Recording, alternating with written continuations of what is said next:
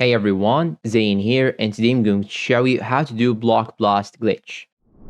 Now, the first thing you should do is to simply go and open the game on your phone. And once you open it, you should choose this option right here, Classic. And after that, try to click on this cogwheel on the top right corner, then click on Replay till you get a vertical block. Here, as you can see, I don't have vertical blocks yet, so I'm gonna replay it. And yes, here we are. Once you have these vertical blocks, try to fill in vertically. So try to put it on the bottom right corner, for example, just in order to make the game give you more and more blocks. So here, as you can see, let me show you something here. I want to put this one right here and try to prepare for the next game. So if you cannot actually find a vertical block, you can simply try more and more till you get the suitable game. Now this one may be good. So let's say that I will put this one right here on the bottom right corner. Then here, as you can see, I will prepare for the upcoming vertical columns. So here, as you can see, the game will keep giving me plays for the vertical columns. As you can see, now it keeps giving me blocks. As you can see, you should just prepare for the upcoming plays and try to watch other videos that I have downloaded before on how to get high score in Block Blast. So here I can put this one right here and just keep going and keep filling in the vertical columns.